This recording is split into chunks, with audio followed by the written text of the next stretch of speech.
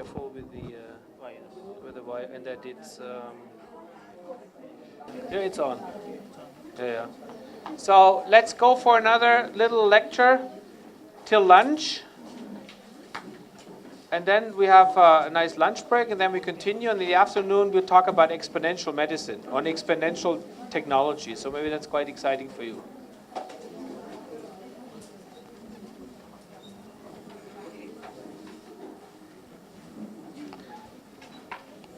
So, I think I said it 4 or 5 times already. We are in the search modus. We have not fixed. Do you hear me in the back now? I thought there was problems in the back. It's good? Perfect. Okay. So we're still in the search modus. So I want to give you some more things to think about. I went around and looked at all your projects. I thought they were pretty cool. I like the lung project here. That was pretty cool. Maybe a little too much. To do. A couple of you have mobile ideas. You can talk to me. I'm a very big mobile expert. One of my first companies was running a mobile MRI company. So I was putting MRIs and CTs in mobiles and was driving around. It was pretty cool. So I believe in that one too. And then there's a lot of apps there. There was quite some nice apps in the back. So I think you have some cool starting points. And you can, this is allowed in this group, you can steal ideas from others. Okay. At least for the purpose of this class, right? So let's just go a little more. So a couple more things I wanted to show with respect to where are we. So this is percentage of older persons aged 80 years or over. It's growing. And that's actually one of the major problems that we have. What is the bad thing about not getting old? You die before, so it's not good. So you want to get old. So, but we're getting really, really closer, even in Asia, which I've highlighted here. So we are in Asia.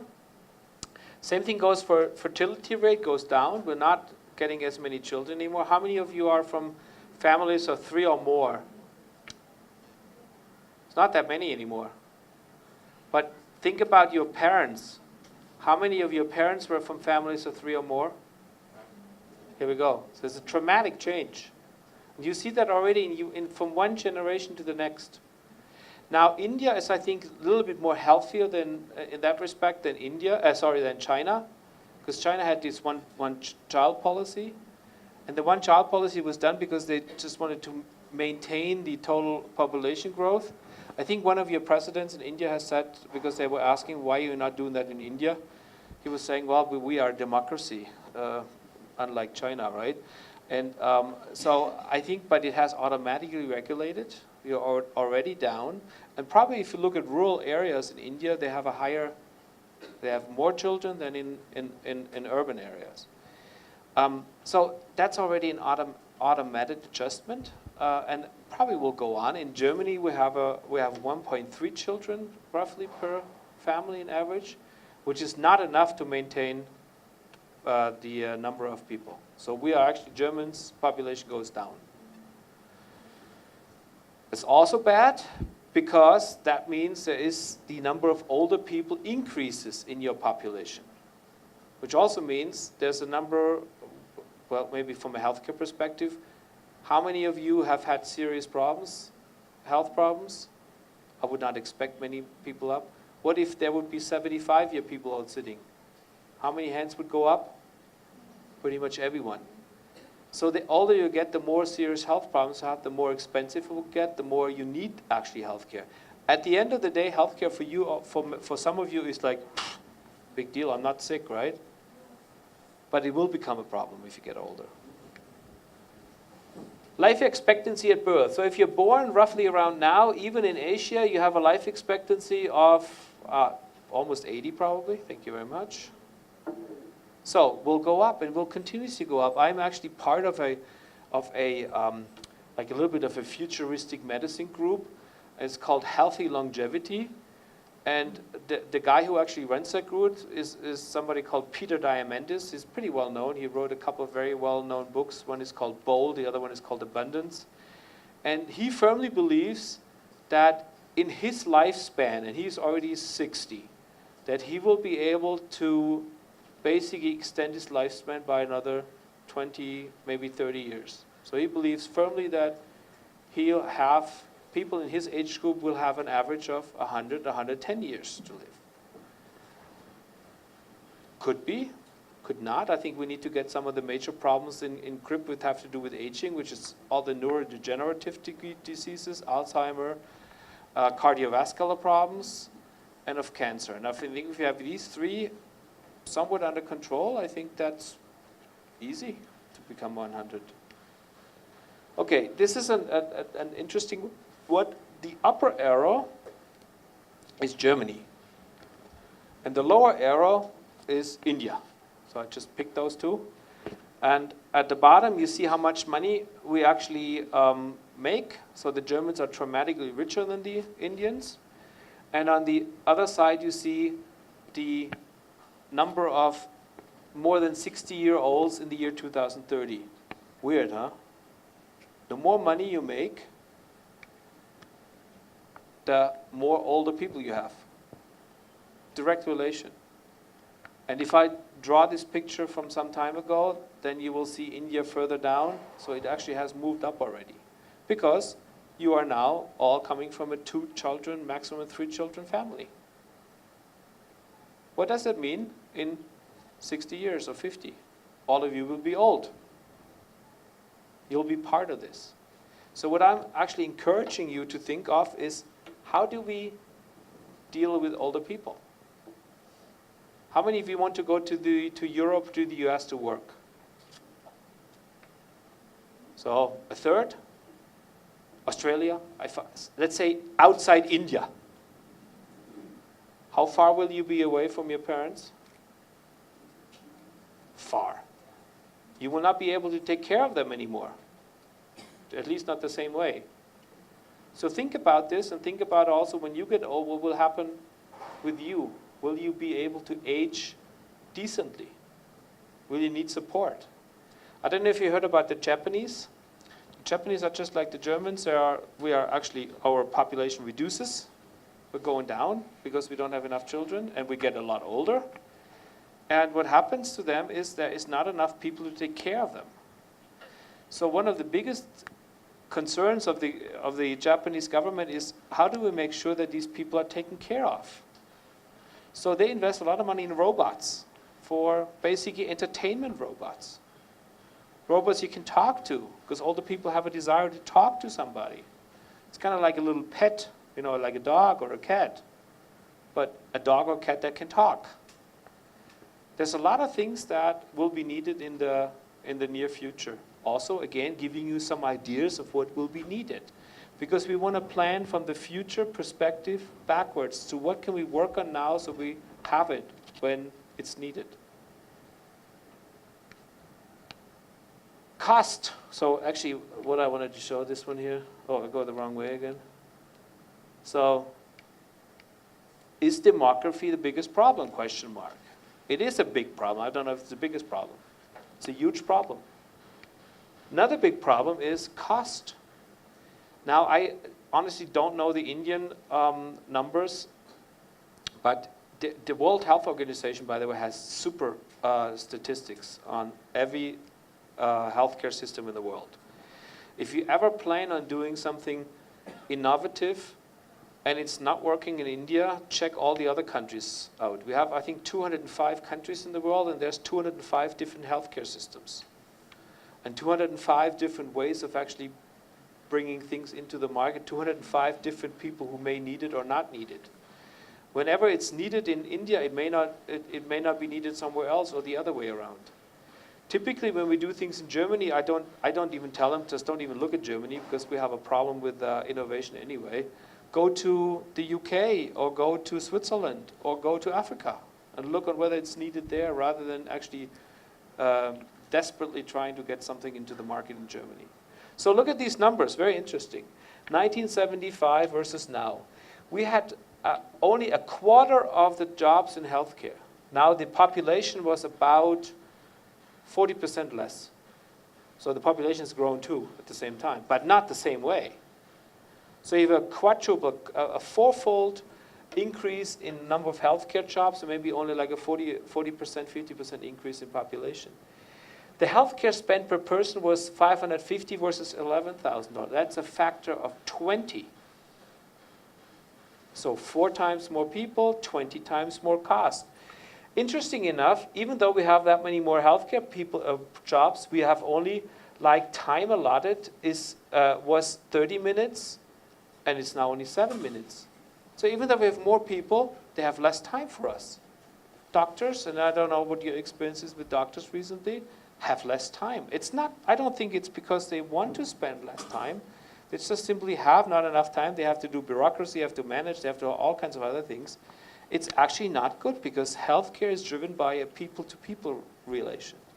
And if there's less people involved, it's not a good experience. If you ask my parents, or maybe ask your parents on whether they like to go to the doctor 30 years ago, some of you may have given you an answer, yeah, it was okay, because the guy had a lot of time for me. Not anymore. So we have obvious problems in the healthcare system. I bet you in India it's similar. Maybe not quite as extreme in the US, but it's similar. And you will face the same problems. Demographics, one problem. Cost being another problem. Costs will go dramatically up, and we need to find ways of reducing the cost.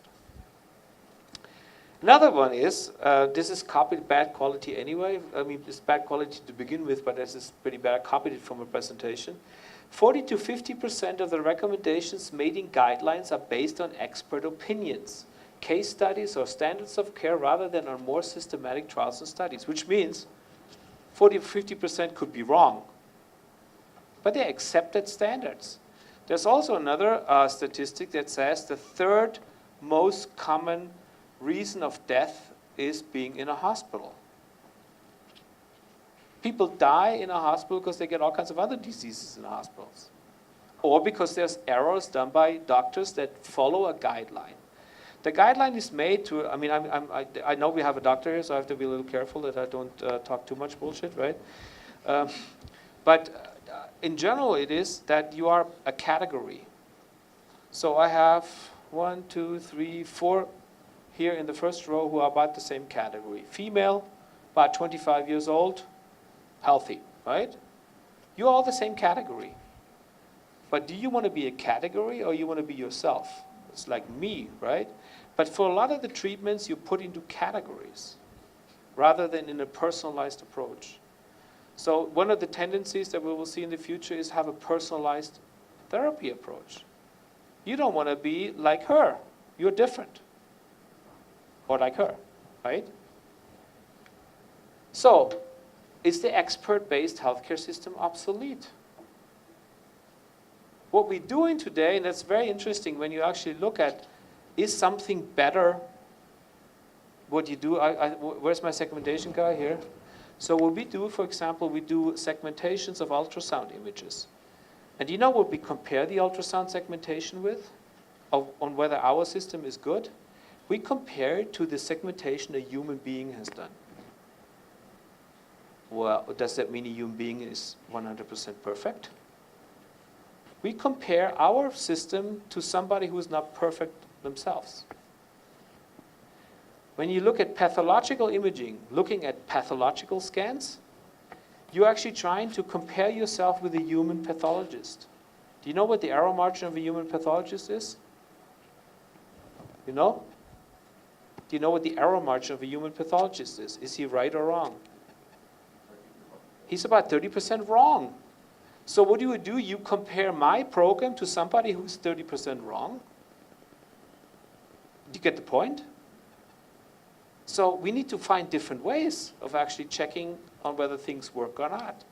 Now, it's very difficult to say that my AI program is 100% like a human, which means it's already 30% wrong. So theoretically, my AI system could be 130% because it could be better than the human. How do you prove this? Think about this as well, when you look at trying to find an alternative, and also understand that human beings, the doctors have a point. They are there, they talk to you, but they may lose their edge because they have an error margin and they can only learn linearly while programs can learn exponential. Big problem you have identified already yourself, rural problems. So is global availability a problem? I think it is a big problem. Because what will happen more and more is that countries who get richer have all the same type of healthcare. They will all benefit, but we'll have a problem in global availability. I don't know, my knowledge may be wrong, but I think 15, 20 years ago when I was here, a lot of Bangladeshis came to India because the life in India was better than in Bangladesh. And this is a tendency that people like to go to places where they're better off. You may have heard in Europe that we have this problem with Africans coming up and they're crossing the Mediterranean and they come to Europe. I don't blame them at all, because I would do the same thing if I've been African. I would say, it's shitty life here, better life there, I'll go there. But we need to make sure that everybody has a decent life so they don't have to do this kind of travels and this kind of dangers. And what we should do, and that's addressing, this is what we call the non-communicable diseases. That's an interesting word. Non-communicable diseases is like chronic diseases like cancer, for example, cardiovascular diseases. They will be the largest burden for us. People that have Alzheimer or some other neurodegenerative diseases, they will not immediately die, but they will suffer and they will have a miserable life. They will need to take care. They will be very expensive. So those are the kind of things we need to solve rather quicker than later. So that all leads to the problem. I've mentioned this actually main problem before, is that the biggest risk of actually dying is dying and getting old. So getting older is basically the biggest risk of dying, which means we have to make sure that people get old in a qualitatively high way. We don't want to suffer. Now, what life expectancy does not show you, when you have a high life expectancy, on whether you had a good life at the end of your life, which is, I think, another criteria, but it's typically not available in data points. So there's a lot of these issues that we need to address. One more time, looking for the problem rather looking for a solution that has no problem. Pick a problem that you try to solve. Okay? So these are all the problems, I believe, and that's what we go through, that they need to be addressed. Maybe your problem, your solution that you come up at some point in time will address them. I believe that data could be a big solution to everything. This is not good for the electrical engineers among us, because data will be significantly more important than any sensors that we have, while sensors will be important. But the business model and all the innovation will probably be in actually dealing with the data. Matching data. Matching data with historic data. Matching data with your parents' data. Your parents had following disease when they were 55. Matching data with your health, with your eating habits, with your exercise habits. Maybe with your environment. You live in Bangalore with not so good air. Your lung diseases will be higher living here. So you need to really work on getting data points delivered, and we also have to ask ourselves on whether all these changes that will come in the future can be done in the current healthcare system. I believe not. I believe we have to change our healthcare system dramatically around. I don't have a solution for that myself, but I believe that. Oi, right before lunch, stretch.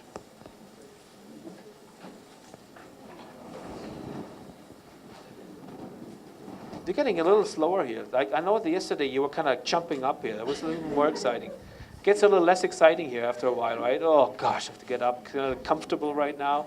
So move around. Actually, I have a step counter on my iPhone, and when I do this, what I do right here, I have about 10,000 steps at the end of the lecture, just by walking this up and down. So you should do that, and if you feel like you want to move around during the class, do this, please.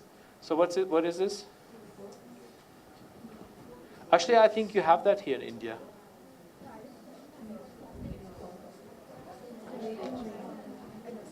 What do you say? Huh? 2 books, huh?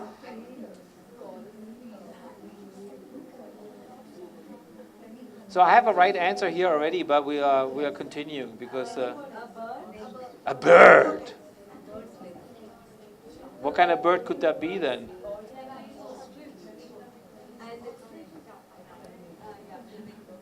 Okay, so it's 2 ostriches kissing, right?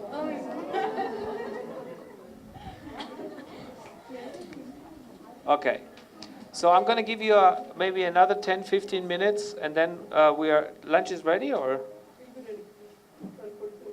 12:45? Okay, then we'll do till 12:45 because I don't want to waste any time. We have a little bit more in the afternoon, but I think we'll get everything done that I want to get done. So this picture, we'll get back to this in a second. Do you know where this picture comes from, by the way? Anybody have an idea? It's a game again, right? I'm not sure that I actually have it coming up. Sorry, it was the wrong one. This picture we'll discuss when we talk about exponentials. This is from Siemens. So Siemens Healthcare actually published this, combined with a little story about what will happen in 2060. It's a very dark story. It's like, oh, the world has actually been extinguished or half extinguished, and this patient there had a chip, and they're reloading everything on this chip now. Very weird that a company like Siemens does this.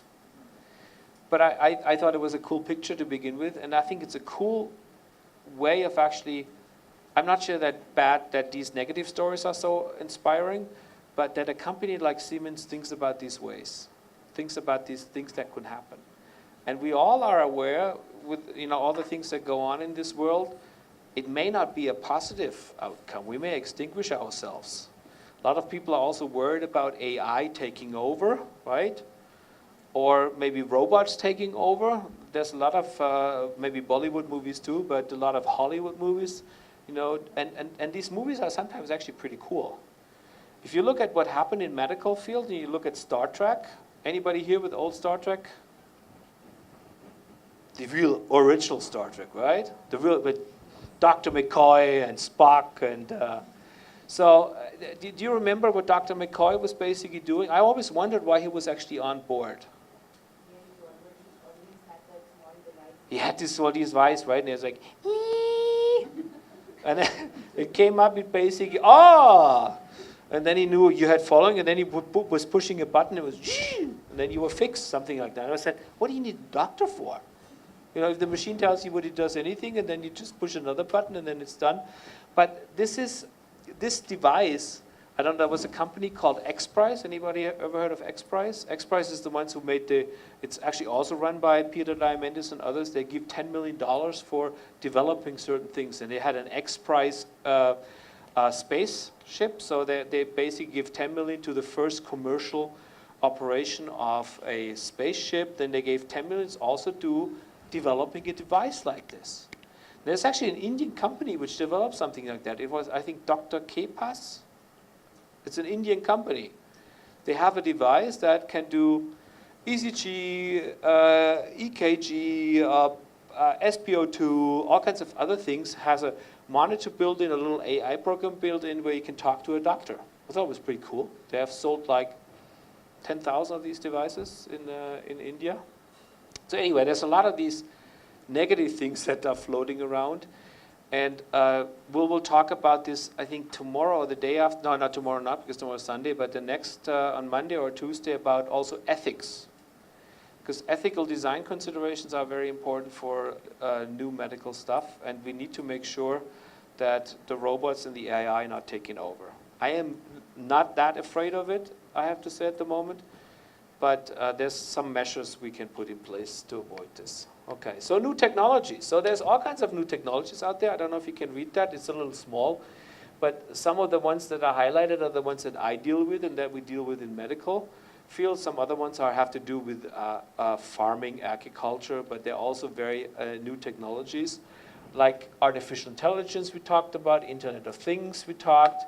Blockchain, I believe blockchains are very important in the future for data storage, data handling, diagnostic handling, health cards, etc. All these things that are in discussion right now. Big data. Personally, I always put AI and big data a little bit in the same platform, because for me, AI is valuable, particularly when you combine it with big data. Robots, immersive media, mobile technologies, 3D printing. I have a very good relation with a company, that's where I came from Australia, a guy who actually prints bones, 3D bone scaffolds, puts cells on it. You can actually replace existing bones, it grows in. Very cool stuff.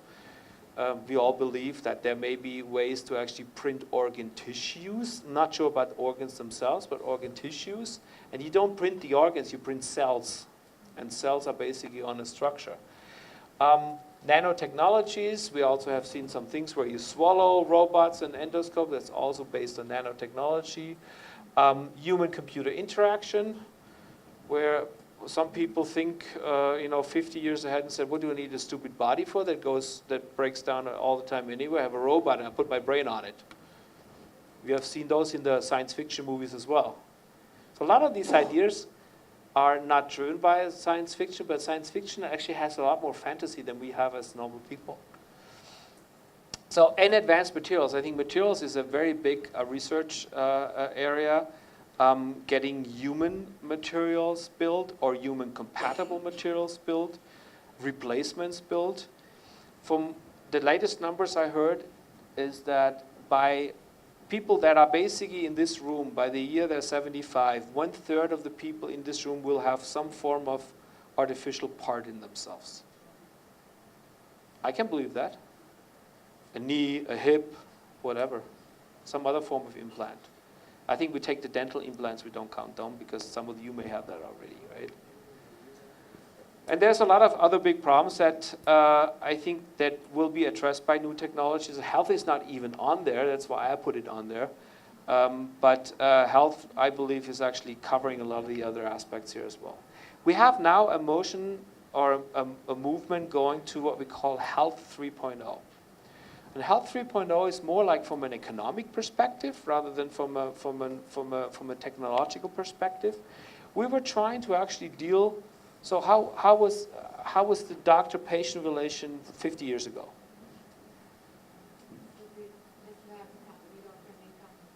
You go to the doctor, right, and you say, it hurts right there, and then does something, right? And his knowledge is based on books. And his knowledge is based on maybe talking to some other on the telephone. He has no really insights. There's no diagnostic imaging available. Health 2 was now going more to, we actually look at chronic diseases. We look at a disease management. We look at actually managing problems. We're not managing for you, but we're managing for this group of people, for example. And with 3.0, we're now getting to a point where we have to do personalized treatments. We have to go to prevention. Everybody would rather treat a disease before it happens than treating the actual disease, right? I would assume that goes for everybody in this room. And we need to actually get to a point where we do lots of these things outside the current healthcare system. You still have to go to a doctor, and when the doctor says you have to go to a hospital, you go to a hospital. You have ambulatory healthcare, you have stationary healthcare. What if you would do home care? You have your cell phone or some other device, you collect data points. The AI actually analyzes these data points and says, no worry, don't have to go to the doctor, all done. Not bad, you don't have to go to the doctor. And you only go at a later point. I have a chart on this one later. It's called, we changed the transition point. When you have a normal cold, right, you may have some illegal medication at home already, you don't go to the doctor anymore. I'll just take that and I'll be healthy again, right? Or drink a cup of tea, stay in bed. You don't go to the doctor. You have basically decide for home care, and you don't transition into the normal health care. When you get really sick, you transition. The question is, where is this point of transition? And I believe this point of transition will be much later than it is at the moment, because you will have a lot more devices at home, a lot more technology at home that prevents you from going to the doctor. Something you should work on. These are all these apps you can do, all this healthcare prevention that makes you not go to the doctor anymore.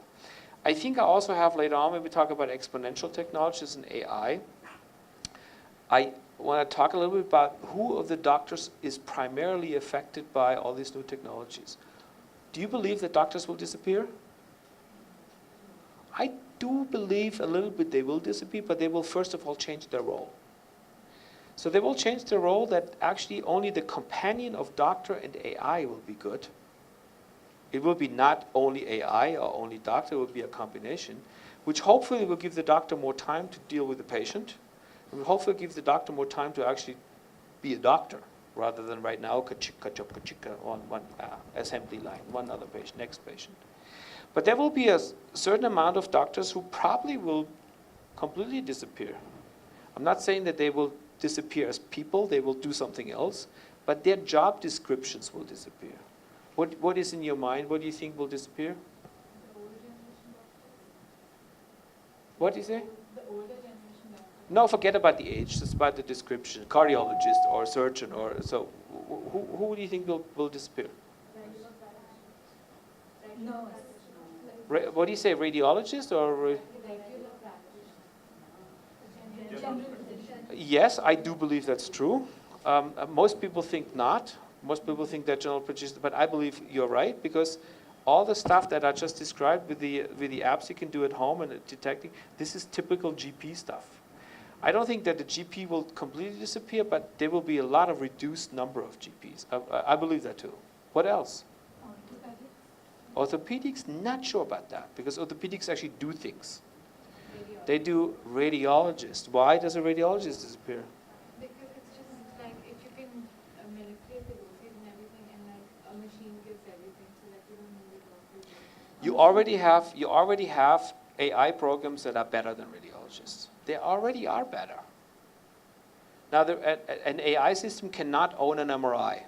So yeah, you have somebody who manages the process. But the image interpretation is already better with the AI. Everything that has to do, by the way, with images, I believe, will disappear.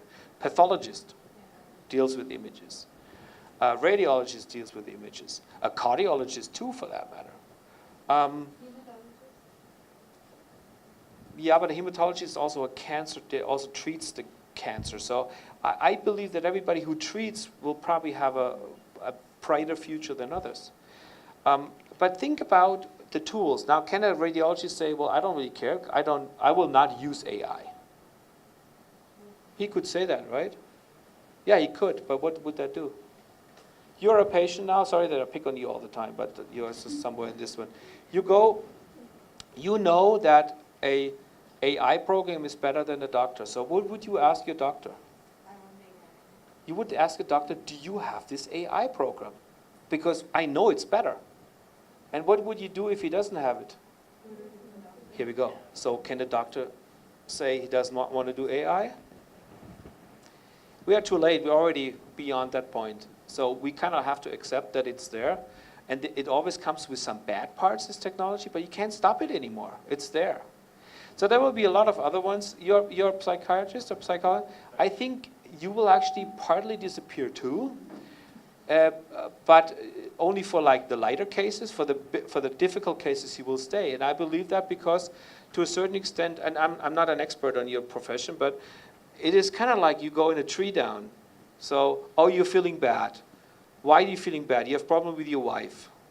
You know, and you kind of like ask questions, right? And then you try to actually analyze this. This is a very mathematical approach. That a program can do better.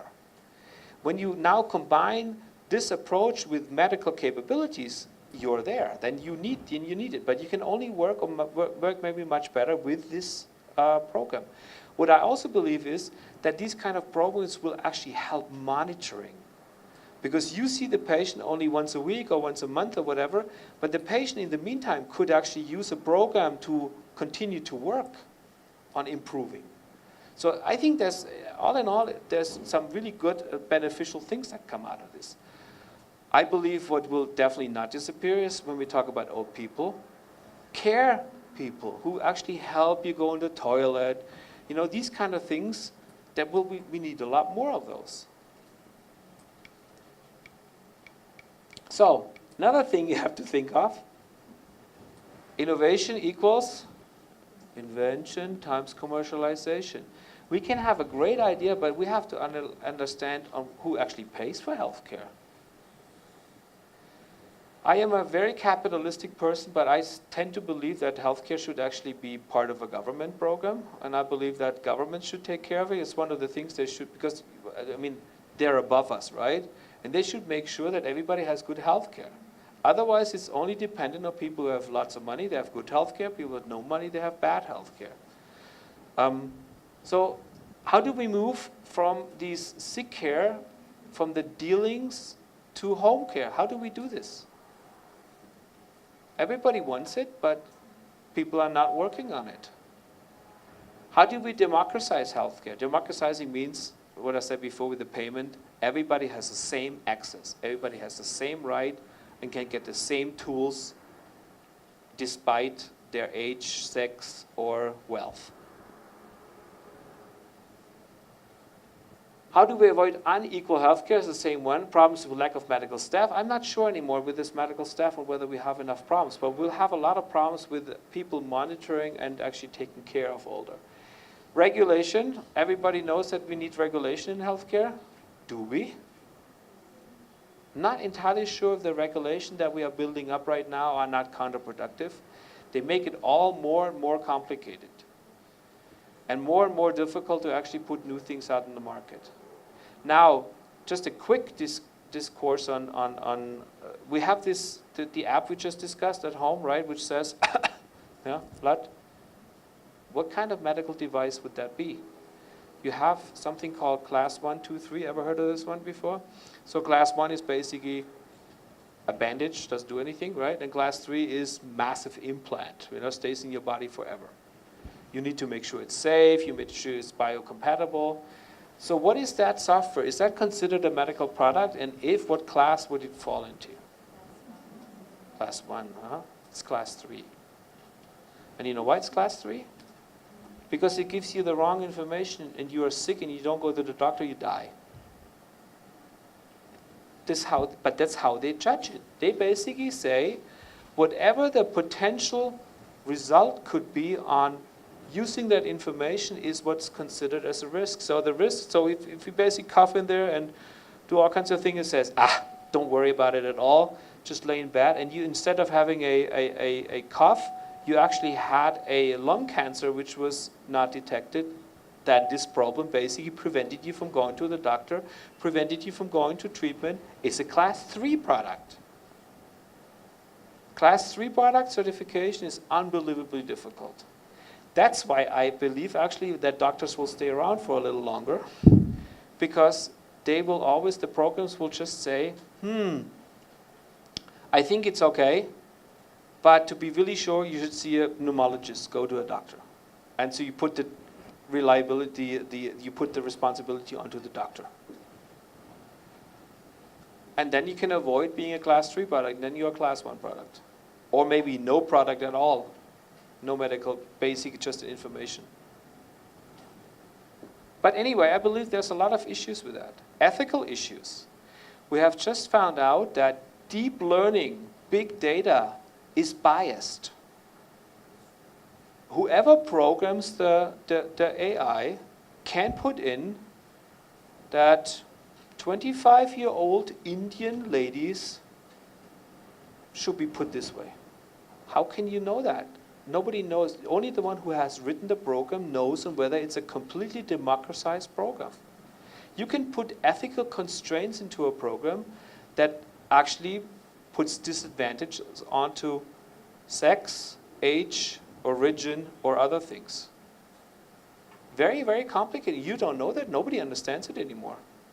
For most people, an AI program is a black box. And this black box is, there's an input and an output, and nobody really knows what happens in between. So how do we deal with this? I mean, there's a lot of question marks. So think about this. But all of them, again, are innovation potentials. And that's, I may say not for the last time, but for one of the last times, these are the problems we will deal with. And why don't you use these problems and try to find solutions for it? Painkiller for a burning problem. I think we can cut through this one. I'll give you 30 seconds to read through this. Healthcare is a business at the moment. I'm not sure that it should stay a business. Data will be incredibly important. I have just actually purchased, for Daniel as well, but he has to come home first, a whole genome kit, whole genome testing. You know how much that cost 1 year ago? I think about 5,000. You know what it costs now? 200 euros. For 200 euros, I thought, I can do it. I don't know what comes out of this yet, because they will send, I know the report is to be a 300-page report with all kinds of genes, and probably my doctor doesn't even understand, but I believe that this data point combined with other data points, an MRI, full body scan, or my microbial constituency or some other things will actually provide information about what should I do in the future, how should I treat myself, what should I take care of. Data will be the deciding factor in the future. Okay, I think we cut this one here. Actually, no, we don't cut this one because I just wanted to show you this is also a copy from a presentation. I put this down because it actually comes from the American Hospital Association. So even the American Hospital Association, whose business is to run hospitals, and whose business is to run an operation in a hospital that treats sick people, and is not necessarily benefiting from prevention, because prevention means people don't even come to my hospital anymore. They are trying to redefine what age in the hospital stands for. They know that there's a lot of things that will happen in the next 10 years, and a lot of things will happen that will prevent people from going to a hospital, hopefully. Okay, most significant innovation, we'll get to this later on, is the cell phone, or something type of a cell phone where you actually use that to go and shift from the current healthcare to the modern healthcare. If you look at Africa, Africa has 800 million people living, roughly 850. You know how many cell phones there are? 850. Everybody has a cell phone. And people connect, they do everything, do banking, they have an account, they do everything on the cell phone. How many of you have a home phone, normal one? Like the real normal one. When was the last time you used it? What was that? I use it often. Okay. Do you believe you will use it in the next 5 years often? No. It will go down. Nobody needs a home phone anymore. Because the advantage of the cell phone is it's always with you too. When somebody rings at home, it goes into an answering machine or is not answered. How often are you home? Here we go. So why does anybody need that? So there's a lot of things happening. And what's happening too, and this is what I said before, is that we will actually shift this point of transition. I think I'd use I had a little pen with me with a laser on it. Here we go. So we'll actually we will do a lot more things at home, self-care, and then at some point in time when it's too tough, or when we have you remember my traffic light approach, red, orange, green? As long as it's green, we don't go to the doctor. If it starts getting orange, we may consider going to the doctor. If it's red, we immediately go to the doctor. Heart attack. Who has anybody in his family who had a heart attack? What happened? Heart attack?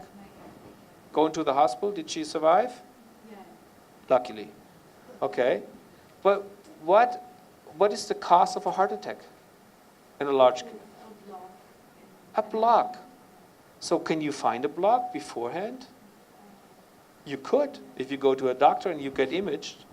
Or you have a device that shows basically something is going on. There's not a right amount of flow.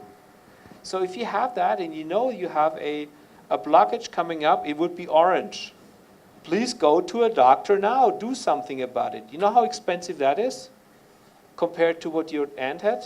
It's very cheap. It's a planned operation. You go there at 3 o'clock, and you probably leave at 4:30, or maybe you stay a day in the hospital and you go home. When you have a heart attack, you're transported by an emergency ambulance to the hospital, emergency surgery. You put a stent in or whatever. You stay 3-4 days, and your heart is permanently damaged. So when you have a transition point that actually allows you to plan surgeries rather than to be an emergency, it would be a huge advantage. Okay, I think I said that already. So, what I believe, and then there's 2 more slides and then we're done, exactly on time for lunch. What you should look for in innovations in this domain is look for concentration on prevention. How can we prevent things from happening? But please, the second question you should ask is, how do I actually make sure that my invention or my device that I built is properly reimbursed? How do I get money for it? Risk profile assessment is a little bit in combination with prevention. So if I have a risk assessment that shows that I'm much more prone to heart attacks than anybody else, then I will look more for it. And maybe I combine this with a preventative measure, and then it's all good. Local drug deliveries systems. People who have diabetes, if they have a little small local drug delivery system, or maybe even chemotherapy or other ones that they can carry around, they don't have to go to the hospital, they can do it at home, they can do it based on personal needs. So when you do sport, you may need more or less. But these devices normally don't measure and compensate and regulate. They are just basically there and give a constant flow, and that always causes problems. Cheap transplants, obviously, right? I think there's a big issue in India as well about kidneys. Transplants, well, what if we don't need kidney transplants anymore because they have some cheap alternative? Maybe a machine alternative. Home care center for elderly people, and a high quality one. And anything that improves outcomes at lower overall cost. Cost is a big issue. I think I said that yesterday, every time we do incremental innovation, we do something a little better. It normally increases healthcare cost, but it doesn't really provide the same amount of benefit. So it gets a little better, but it gets a lot more expensive. To rethink healthcare, you may have to completely change how it's done at the moment. Okay. So this is, I think, my final slide. Engineers are here. That's what we like. Lots of buttons. And you can turn and tweak everything and can measure everything. The medical doctor likes this. And we need to actually translate our ideas and our concepts into that. Otherwise, the doctor will never use it.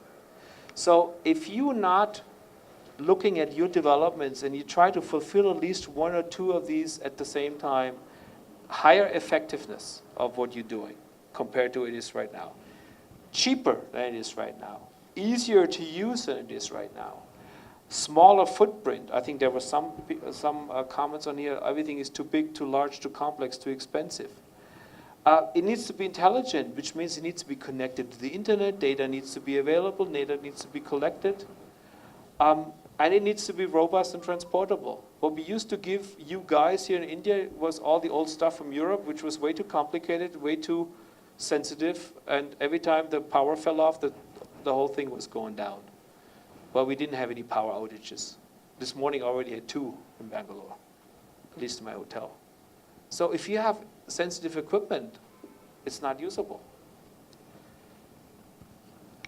Okay. Remember that?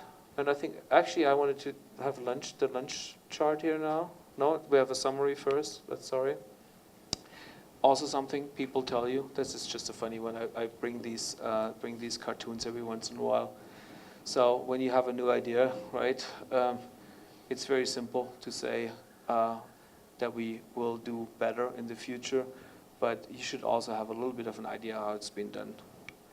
Okay, summary for before lunch. There will be a lot of movement going to prevention, to home care, to teleservices. Entrepreneurial activities, that's where I was going. Big companies will not do this. They have no intention to do that because it will actually destroy their business model. And digitization and mobile availability will come. We'll also have to question, this is something maybe difficult to discuss in this room, maybe also for now, on whether the current education system is right. On whether we should actually rethink education as well. Because education for a new world also needs new education tools. I don't believe, I have a PhD, And maybe some of you want to get a PhD, but I'm not entirely sure what it's worth for. Because you sit on the PhD on 3 to 4 years on one topic. If you know how quickly things change, there's a big question whether it's worth to spend 3 to 4 years and not really better to check out things that are shorter time and that come along quicker. And the last part is, and we'll spend some time on the last day, is something called moonshot thinking, where I would ask you to, in the future, not think in 10% increments, make things 10% better, make things 10% cheaper, make them 10% faster, but think in terms of make them 100 times faster, 10 times cheaper, have a completely different multiplication on it. Now, what do you believe is 10 times faster thinking, 10 times more difficult than 10% faster thinking?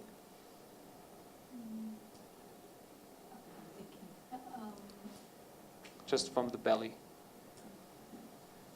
So let me ask you something different. If I would ask you to make a car 10% more fuel efficient, where would you start in your thinking process?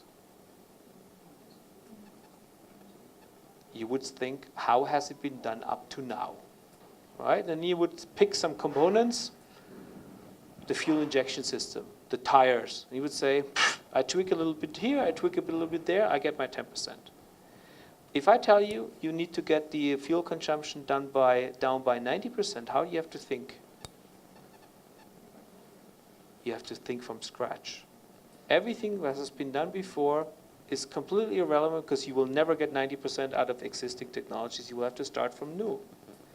So what I would like you to think in the future is to start rethinking from the scratch rather than adding to existing technologies and trying to make existing technologies better. That's what we call incremental innovation. Make things a little better. It is not 10 times more complicated to think 10 times better, faster, cheaper. So statistically, everybody should think what we call this moonshot thinking. Very disruptive, but most people are afraid to do it.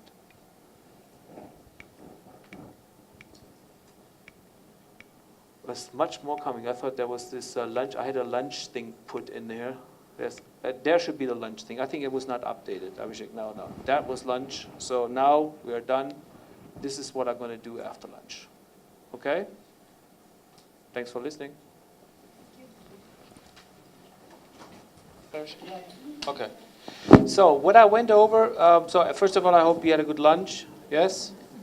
Is that a reason to give each other a high five or not? No. Okay. So one of the things, and I will actually very soon get into an example of this, is, I mentioned that yesterday already too, huge innovation potential, while we talk about it, is also in areas where people have long time not done any innovation. We have basically left it alone because it was kind of working, right? And people thought, well, leave it alone. So there's a lot of these examples, particularly in healthcare, where you have to ask yourself on whether that's the right thing to do, to keep it that way, or you should actually look at it, and look at it from a perspective of what we said before.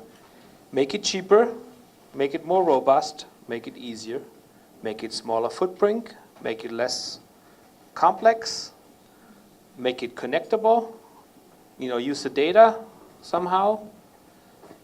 And some of these old technologies are just not simply there, and nobody seems to look at it. So if you look at making things more complex and expensive, then I think you should just leave it alone. But there's a lot of these examples. Again, I'll show you some examples. So what we will do now is I will give you an introduction in basically at least 2 innovation technologies or innovation methods. And the one I like the best is the one you see here on the left. It's called VPC, Value Proposition Canvas, this one here, where you basically ask 2 questions. Do I understand my customer? Do I understand how he or she works? And do I have an idea of how to make basically all these problems better? So do I solve his problems? Do I solve his pains and gains? And that's done on the left side. So this is basically what you offer, and this is an evaluation of what your customer is doing. And this is a very, very powerful tool that allows you later on to, match the needs of the customer with what you have to offer. And it's a very fast tool because you very often work here with sticky notes as well, Post-its. And what happens if you find out that one of the Post-its is wrong? You take it off and place it somewhere else or destroy it. So this is a very cool way of actually adjusting your product and your idea. And it's also a very good way when you think forward later on to adjust your business plan. Now from this, and I'll show you an example later on, you can develop an elevator pitch. You basically always use, I highlighted this here, you try to cluster these elements here, give the one who you believe is the most important a high priority, and you use this later on in the sentence structure. Again, we go through that in an example. And the second one I want to show you is something called Blue Ocean Strategy. Have anybody heard of Blue Ocean Strategy? It's actually a very, very famous strategy. And why would an ocean be blue? And what would be the opposite of a blue ocean? Anybody knows? What's the opposite of a blue ocean? It's a red ocean. And what's the difference between a red ocean and a blue ocean? Why is the ocean red? Why? Blood. Lots of blood. Why is there blood? Because there are lots of sharks. So what the analogy is basically, rather than actually getting into a market where there's tons of contenders and tons of people who eat you up, sharks and a red ocean, you actually try to find yourself a blue ocean. An area where there is very little contesters, very little competition, and maybe where you have a unique value proposition. You're very unique. You offer something that nobody else offers. So Blue Ocean basically says, look at your customer, look at what he or she needs, and then actually try to reduce the cost and increase the value at a specific point. An easy example is I was looking at a car. What is actually the most important feature about a car? The engine? What is the most important feature? Bringing you from A to B. Bringing you from A to B is the most important value proposition. That's why you have a car, right? And that you need an engine is clear, and you need tires is also clear. But do you need an air conditioner? No. An air conditioner is extra. It's good to have, yeah, nice to have. What do you need? Do you need 7 seats? If you're alone, no, you only need 1 seat, or maybe 2 if you go maximum. You have to actually decide what is the most important thing about what you offer. What is the feature why people buy your product? And they don't buy your product because it has an engine. They don't really care if it has an engine. They only care on whether the device brings you faster from A to B and maybe more safe. So try to also find in your medical device or healthcare device, try to find the value proposition that is the most important one to the customer. And then you highlight that one and forget about the other ones. The other ones can come later. So you focus on the must-haves, and the should-haves and nice-to-haves you forget. That's how you can create yourself a much better device. That's called Blue Ocean Strategy. I'll show you an example of that, and I will actually ask you later on for your final project to also think about this Blue Ocean Strategy. We'll go into a little more detail later on. So, value proposition. Actually, there should be something in between this one and this one, but there is not, so we'll go for this one. It's very small printed, so I'll try to explain. So the round part is your customer. So first you need to identify your customer, right? So let's take an example, the MRI. So we talked about the MRI already. Who's the customer? Radiologist, the administrator, For every one of those customers, you need to make your own customer profile. You cannot throw these together. You cannot make a customer profile for the radiologist slash the nurse slash the whatever. You need to make one for the nurse, one for the radiologist, and then you have to also find out which is the most important customer. Now, This one here is something called jobs to be done. So if you look at the radiologist, you analyze basically how he works and what he has to get done. So what's the job description of what does he have to get done, the radiologist? He has to provide a diagnosis, a best possible diagnosis, right? Using the equipment that he has. What else does he have to do? Make sure the patient doesn't die, right? So analyze how the radiologist works and what is very important for in his normal day-to-day operation. Try to understand how he works. By the way, just don't get me wrong, every time I say he, I mean she as well. Or when I say she, I mean he as well. I'm just very used to using he, but I don't mean it that way. Now, this one is called pains. So when you actually look at the radiologist, what kind of pains does he have? What can you observe? What could be a pain with respect to an MRI or diagnostic imaging? Takes a long time. It's very expensive, this device. I need a special room for it. Bulky, whatever. There's a lot of pains associated with it. Now, what kind of things would he be very happy about? That's not necessarily the opposite of the pains. That's called gains. What would make him happy? So it would make him happy if he would have less work to do, maybe some more automated processes, maybe some pre-processing automatic where he just has to put a hook in there, it's done already. What makes him happy? More spare time, more money, but also with respect to the product. Okay? Now you understand, you basically have a map of what your customer is like. What he's doing, what his problems are, his pains are, and what his gains are. Possibly could be. Now you have to see on whether what you offer and what you propose is actually matching these pains. Does your product actually solve the jobs? Does it help the customer to solve his jobs?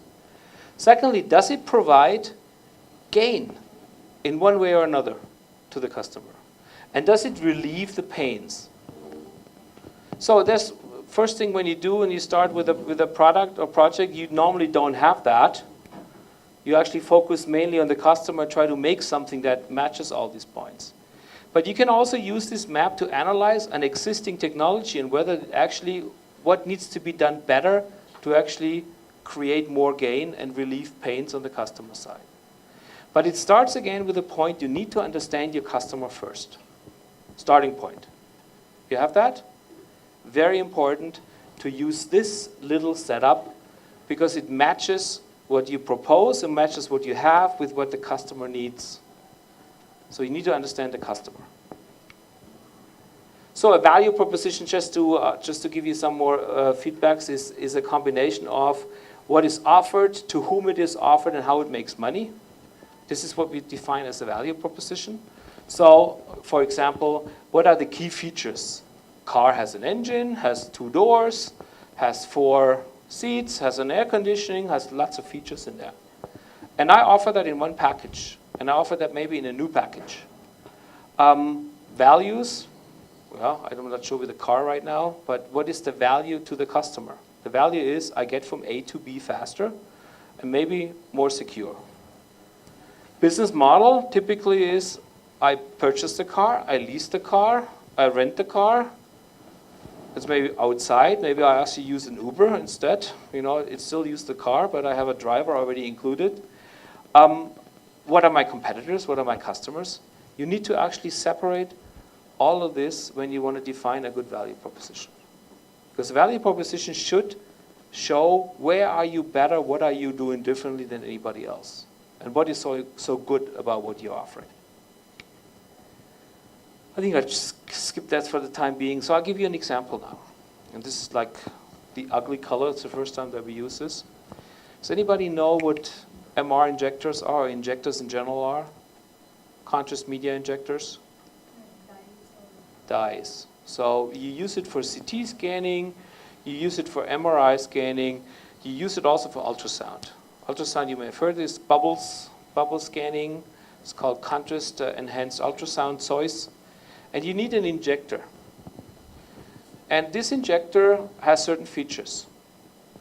So I give you just a starting point by looking at this one here. This is a typical MR injector. It's behind an MRI system. You cannot really put it in. It's very bulky.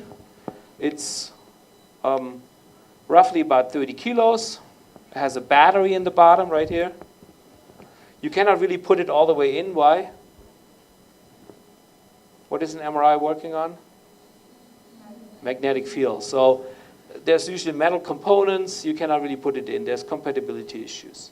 Do you know why this MRI injector looks like this? Historically? What was first, CT or MRI? What was first? You don't know? CT scanner by far. So for a CT scanner, you needed to have an injector. And then 20 years later, the MRI came. And then they said, for the MRI, we need an injector too. And what did they do? They just used a CT injector and made it MRI compatible. That's why this thing looks like this. This is exactly how a CT injector looks too. So they had to just replace some components and made it now MR compatible. So at some point in time, I was asked by a company in the US who was in the CT injector business that they would like to have a new technology for MR injector because they were afraid of getting into some patent problems with the other competitors. And so what I did is I was thinking with some other friends about how can we make this new. And instead of using an electromechanical drive, we used a hydraulic drive. Ooh, big invention. You know what I came out to, what it looked like? Does it look that different from the other one? It's exactly the same thing. It's basically the same thing, just has a hydraulic drive. So what the American company told us, do not think disruptive, think incremental. And think in terms of it should look the same because the customer is used to that. So don't make it different, make it the same. That's how it came up. So what was the problem? It still cost 20,000 euros or $20,000 or I don't know how many rupees this is, lots. So what we never looked at is on whether we could actually reduce complexity, cost, or handling. It was still a very complicated system. What you see is actually, by the way, not everything. Outside is a computer system on the desk, and then there's sometimes even some other equipment in between. 20,000 euros. And it costs quite a bit of money to actually run it for every patient, because you need a line. You know, these lines here, they go to the arm, and you need a line for every patient. So there's a lot of extra cost associated with it. So we were thinking now after 8 years, so I did this in 2007, 8, plus 8, 9 years, almost 10 years later, we're thinking, okay, we have no contract, nobody asked us to do it, but I want to look now, remember, it has working for a long time, nobody has really looked into innovation, it's basically historically from CT, so it's about 40 years old, nobody has really challenged this technology. And I said, can we actually do something for maybe 20 euros or 200 euros? 20 euros would be a factor 1,000 cheaper. Would that be cool? Yeah, for us maybe, but not for the manufacturing companies. They don't like that much. But nevertheless, we thought about maybe that's a possibility to do. So what the first point was, is I was starting to dig into background information. So I looked at all the injector companies and looked at what they have. And it was interesting to find out that all of them use bottles either from like 65 to 115 milliliters in size. Doesn't say you anything, just remember it. Now, when you really look at the prescriptions, I think maybe I'll go one further and then go back. When you look at the prescriptions, so these are the pharmaceuticals you inject, it says you should always inject 0.2 milliliter per kilo at a flow rate of about 1 or 2 milliliter per second. So in this room, we have between 50 and 100 kilo people. So we have between 10 milliliters and 20 milliliters contrast media. Can anybody tell me why you need 65 milliliters? Or 110? Anybody? There's no reason. The reason is you need it for CT. And that's why they still had it, 65 to 100. Can anybody tell me why you need to have a computer-controlled system that controls the flow rate between 0.1 milliliter per second and 9.9 milliliter per second in 0.1 milliliter steps if you only need 1 milliliter per second anyway? Anybody explain that to me? There is no reason, because you don't need it. The reason is because it comes from CT scanning. And in the CT scanning you need it because the bolus has to be at a certain time at the heart. So if you look at that, it's a fairly easy prescription, right? It's up, depending on your body volume, between 10 and 20 milliliters, and always at the same flow rate. So you can cut a lot of this stuff which you needed before, you can simply cut out. All these injectors, all these,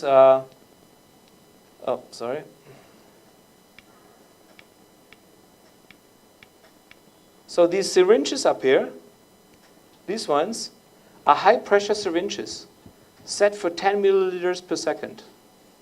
If you only inject with 1 milliliter, your pressure is factor 10 lower. So do you need expensive syringes? You can do with cheap syringes. So all in all said, we actually looked at it now and said, how can we actually improve it? Knowing that 95% of all MRI injections use this protocol that I already showed you, that a large number of the private radiologists who have an MRI actually inject by hand. They don't even inject with the machine, but you could give a machine which is more accurate by having something cheap because they don't want to spend 20,000 euros. That most of the manufacturing companies don't want to deal with the technical issues because they're actually pharmaceutical companies. They're not technical companies, they produce dye. So there's a lot of things you can look at. That means understanding your customer and understanding your problem. You know what the problem is? Injecting contrast media. This is your problem. Injecting contrast media as cheap as possible, as fast as possible, as easy as possible, as reliable as possible. Everybody has accepted the fact, though, that this costs 20,000 euros one time, and it costs about 10 euros per patient because you have to throw all these materials away. So, what would you do if you have this problem now? You try to find a painkiller. Anybody have an idea how to approach this? You should have enough knowledge now. What would you do? You want to drop the cost by 1,000. Which means, whatever has been done before you can forget. Because it will not ever lead you to 1,000 factor reduction. So what we thought is, well, first we did this little map here with the must-haves, should-haves, and etc. And we added up what all these things cost and how much you actually need. And then we started filling this out for a private radiologist, making this value proposition canvas. So job to be done is find pathology, low error margin, high standards, pains at contrast media is very expensive, setup time takes a long time, that application is very difficult to use. He would like to recover his cost, however, would like to have forensic information, etc. And easy, no error, right? And what you have to do for that is you have to provide a 100% MRI-compatible device, one flow rate only, cheap investment operation, etc. I basically covered the business model. I understood my customer, and then I tried to actually match that with my device. So the first idea that we had is, why don't we use a 3D printed device with a drive mechanism? This is an air drive. You know, it's basically a cartridge that we put in. We would punch a hole into this cartridge. It's an overpressure, and this overpressure would actually push forward the contrast media. You know, as weird as it sounds, it still is complicated, because you could get air into the system. If you get air into the system and air into the artery or the vein, you can actually get a lung embolic which is very unhealthy. So you don't want that.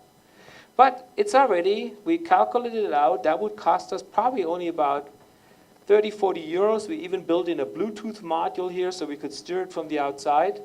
And we could actually mount it directly in the arm.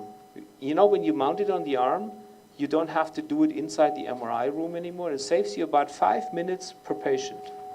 If you do 20 patients, 20 times 5 is 100 minutes. You can save 1.5 to 2 hours almost. In the same time, you can do more patients, which means you have more revenue. These are things you come up when you actually start doing this. It's a completely different thinking process. So next thing we did is we built something together with a complete different thing, 3D printed, and now we have something, it's called a bag in a vial concept. So this part here is under high pressure, and then you fill something in this little bag in there, contrast media, and then you don't have contact with air anymore. So the air is completely outside. It's basically pushing from the outside, and the contrast media normally releases up here from the front. So, anybody does it look familiar to anybody? Who has Nespresso? Anybody knows Nespresso? So what is the color coding on espresso? The darker, the stronger the coffee, roughly, right? Then they have some other things. So we thought, why don't we make a color coding in here? We have actually pre-filled syringes for people who have 50 kilos, it's green. For 75 kilo people, it's orange. For 100 kilo people, it's red, and so on. Very simple to use. I mean, you don't have to fill it anymore. You just take 50 kilos, clack, green in there. The blue one here is actually for the saline solution, so you actually do saline at the same time. It should not matter at the moment. And then we had to think of how can we actually solve this problem. So we put these two syringes together, but how can we start this process inside the MRI? You need a complete new technological basis. We did not know that up front. And then we came up with actually a device that allowed us to, and there's a movie coming now. I hope it starts, yes. So this is our Nespresso concept.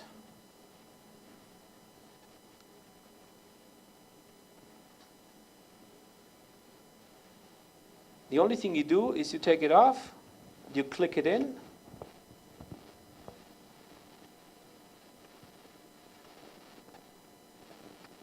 you attach now the saline solution if you want to. Sometimes people do it without saline solution. You click that in, you click the saline solution in, you attach it to the patient, and it can be on the arm, can be outside. It's very lightweight. And then you start the process over your cell phone, because there is an electronic mechanism built in that allows you to start the whole process. And we needed to come up with a completely different switch, because in a high field MRI, a normal switch doesn't work. So what we did is we used I hope it comes now.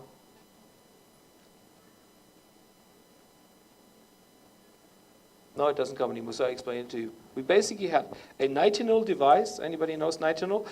Nickel titanium. Nickel titanium is a device, or is a metal that shrinks when you heat it up. So when you have a wire like this and you heat it up with a little battery, it actually will contract. And with this contract, you actually push the bottle inside and it starts moving. Very inexpensive process. So what do you think this cost us now? So this is 100 euros penalty, right?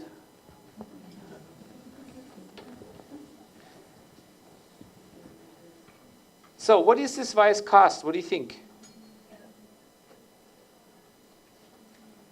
We calculated out it should cost about 10 euros instead of 20,000 euros. So I hope it will be very successful. We are almost finished with it. This is not just a device that we thought about, but it's a device that we actually built.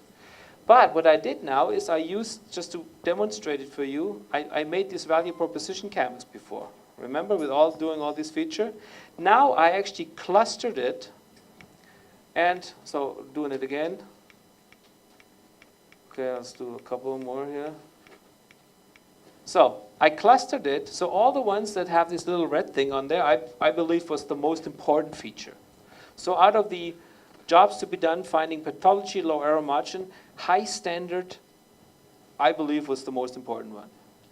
out of the pains that the customer has, I believe that application difficult to use was the most important one. Out of the pains, easy, no error, and cheap, I thought was the most important one, so on. Now what you can do is you can actually plug this into this elevator pitch part. You take the highest priority out of your product features. One flow-rate MRI contrast media injector, this is my description, helps, who is my customer?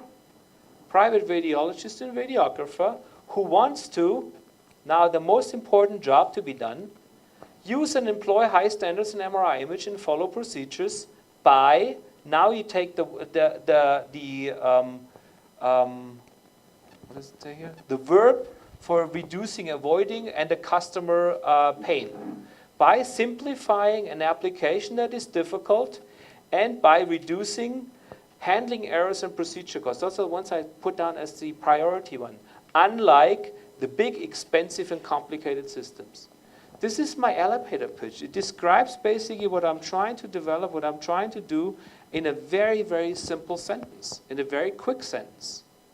You can, of course, change all this when you find out that your pains have changed, or you have found out that the pains have changed.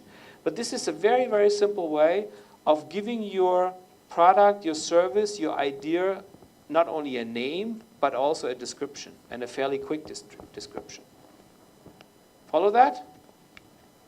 So, I would advise you to think about this later on when you actually think about your products. How can you actually describe this product, this idea, this service, and how can you actually give it, how can you put some features behind it, how can you give some value propositions behind it, how can you actually describe your customer? Okay, so looking at that in summary, if we get this done the way we want it to, it's going to be a 300-gram device, not a 30-kilo device. It will be a device that probably costs us to manufacture 10 euros. That doesn't mean we want to sell it for 10 euros. It just costs us 10 euros. And that we probably can save significant amount of money for the radiologist because he can do more patients at the same time and reduce his operating costs. And there's a lot more to that. So we have actually thought about developing it for the MRI market. But now that we have developed it, we have found out that the ultrasound people need an injector like that too. And some other applications as well, maybe diabetes injection, maybe chemotherapy injection, maybe other things that need an inexpensive, reliable injector. You come up with that later, because when you start doing it, you don't know that. So always important to get started. If you don't get started, you will never find this out. Okay? So I have actually done this. I don't know if you have looked at it. We don't have to do this right now, but I would ask you later on, before we leave this room, that you put with your little markers, you highlight the ones you think are the most important ones. Yeah, just put a couple of, just make a little round dot on it, and then I would like to count the dots at the end of the day. So take some time. Maybe this time will also allow you to get some more input, some more insights into you, and for your product idea, or for your unmet clinical need idea. Okay? So do about 5 dots. If you do 6 or 7, I don't really mind either. And don't always put the dots where everybody else puts the dots. Right? It's always easier. They have already done the work. But actually try to take care of it yourself by reading it. Okay? So some high fives right now. You guys are all a little sleepy, I have a feeling. Are you? I see some people sleeping up there in the back here a little bit, at least napping, right? So we need to have a droodle coming up soon, right? So we get up. I don't know when one comes, so I can't say at the moment. Lunch break was already, so we get this one. What I want you to think about right now, quickly, and I've already prepared something. This is here, strength, weakness, opportunities, and threats. I want you to think about what is really good, bad, what are opportunities and threats within your own healthcare knowledge of India. So some of the problems you have indicated over there could be obviously the weaknesses. But what is an opportunity you have, for example, in India? Just so you have we make an example and you know what I mean by that. What is an opportunity? You're 1.2 billion people, which means you have a huge market here, huge opportunities. And there's a lot of countries that are like you in a certain extent, where you could actually transfer technology to, transfer ideas to. What is another opportunity you have?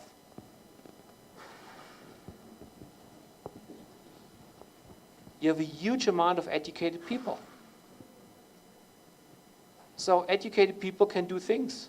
Educated people can start companies, can actually, think about new ideas. That's a huge opportunity you have. What's a threat? For example, maybe the Chinese invade you technology-wise, and they're faster than you. Or we don't put this net, what? Big companies get into this field and just say, thank you very much for highlighting this, and now we do it ourselves, which they probably will do. I would do that if I were a big company. I think that's actually one of the better ideas, that the companies just wait till something happens. They kind of like monitor it all the time, but they don't get involved in it themselves. So please think about 2, 3 opportunities, weaknesses, threats, and strength. And later on, we'll ask you to go one more time and dot rate. So also put down which are the biggest threats, the biggest weaknesses. And I also tell you already why I do this. If you know what your biggest weakness is, can you do something about it? Sure. But if you don't know your weakness, you can't do anything about it. So it is very important, and we don't do this to change the Indian healthcare system. We do this to actually teach you how to use SWOT in your actually own analysis. Because you can now formulate a strategy to make out of an opportunity a strength. Use the items that you indicate as an opportunity and create a strength out of it. Or you can use the weaknesses that you have identified to actually compensate the weaknesses and maybe create an opportunity out of it. But if you don't know the ones, you will never be able to formulate proper strategies. Okay? So can I ask you now to do 5 minutes? Did I say 5 minutes? Didn't say that. But think about some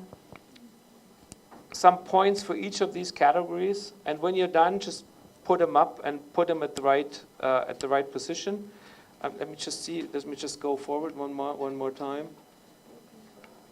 No, I think we do this later. We do the dot voting later. So do this right now first, putting it up on the wall, and then at the next break, I would ask you to go through and then look at it and make some judgments on whether these ones are the best ones or other ones. Okay? So we'll get started. 5 minutes.